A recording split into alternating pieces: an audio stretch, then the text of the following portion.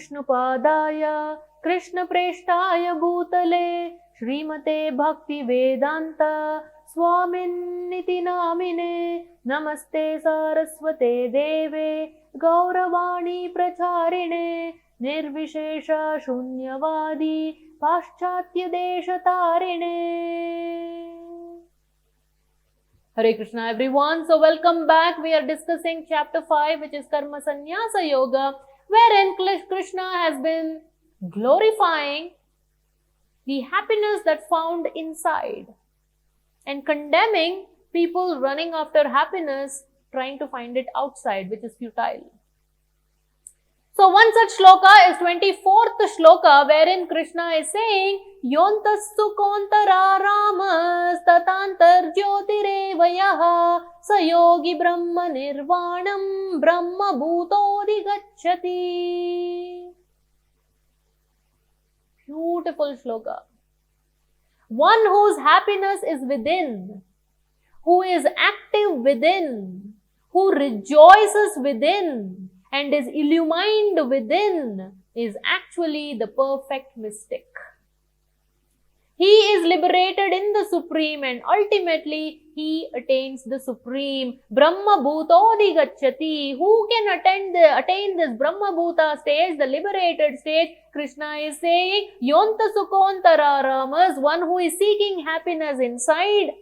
Tatantar Jyotirevayaha, he is illumined from inside. He is active inside, he is rejoicing inside. So everything he is internally directed. Then he can attain that Supreme. And then, once he attains this Brahma Bhuta stage, in 25th shloka, Krishna is saying, Labante Brahma Nirvanam Rishaya Kshina Kalmashaha Chinnadvaidayatatmanaha Sarva Bhuta Hiterataha. So anybody who is truly experiencing this bliss that he is finding from inside, the spiritual happiness, Labante Brahma Nirvanam, anybody who has attained this stage that is beyond duality, Rishayaha Kshina Kalmashaha. Rishayaha, great devotees, Kshina Kalmashaha, all the impurities, Kalmasha has been removed, Kshina, it's gone. Chinnadvaidayatatmanaha, they've gone beyond duality and doubt. Yatatmanaha, and their mind is engaged within, instead of the mind contemplating, mind is always thinking, generating thoughts.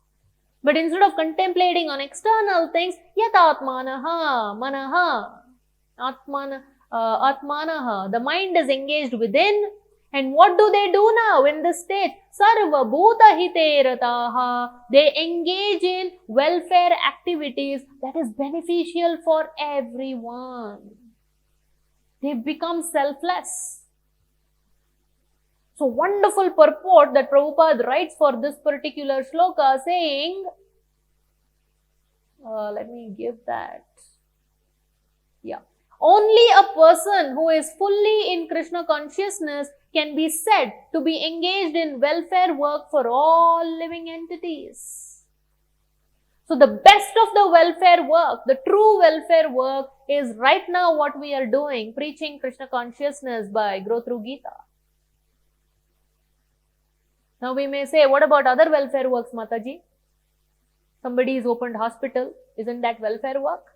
Somebody has opened educational institution, isn't that welfare work? Somebody has opened an orphanage, isn't that welfare work? Somebody has opened an old age home, isn't that welfare work? Somebody is organizing blood donation camp, isn't that welfare work? How can you say only Krishna consciousness is the true welfare work? Oh, my dear devotees, let's understand.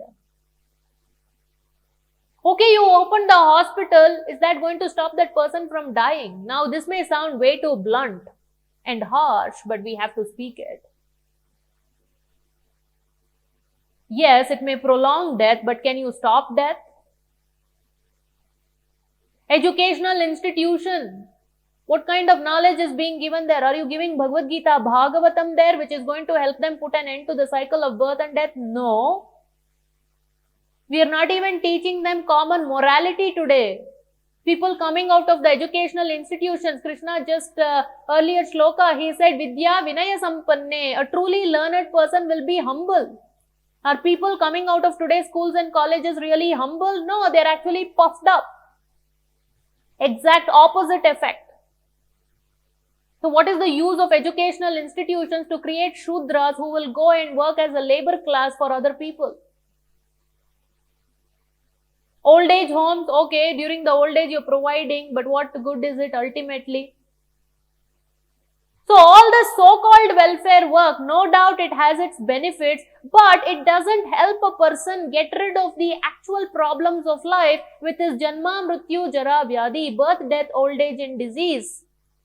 Okay, you gave education to this person. Okay, he went and worked as a glamorized, sophisticated Shudra for some company and he made a lot of money and he even became CEO, imagine. But next life, can he continue from where he left off? So only that welfare work which can actually solve the true problems of life, that is birth, death, disease and old age, which gives the understanding to the people, hey, look, you are the soul, you're not the body. Why are you rotting in this miserable material world? You belong to a blissful world, spiritual world. And there is a way you can get out of this by putting an end to the cycle of birth and death. Only that knowledge when you share and that person acts upon that knowledge, now that's true welfare work. And so Prabhupada is 100% right in saying that only a person who is fully in Krishna consciousness can be said to be engaged in welfare work for all living entities. So by this knowledge that you share, which you yourself are practicing, because achara is the best prachara, and plus of course you can do prachara also, preaching, provided you yourself are following it, and other people also understand this and they also incorporate and they give it to others, they also incorporate, they give it to others. That way we put an end to the cycle of birth and death, where the person doesn't even have to take birth again in this material world and he doesn't have to suffer. Because in spite of your all the other so-called welfare works, Krishna, the designer, the creator, has said this is dukkhalayam ashashvatam. So no matter how many plans, mega plans you do to remove the dukkha of the people, if they have to suffer, they will suffer in one way or the other. You can't put an end to it. But I'm not saying that we should all become very oblivious to other people's pain and all that. I'm not saying that. But I'm saying let's not confuse these material so-called welfare activities as the ultimate, which it isn't. So practicing Krishna consciousness and sharing Krishna consciousness is the ultimate, utmost welfare work that can do the best good, not best good, that can do the utmost good for all the living beings in this material world. So sarva bhuta hite rataha.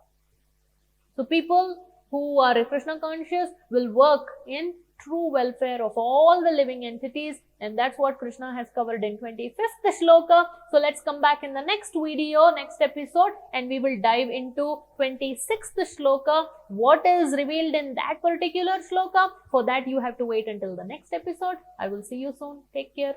Hare Krishna.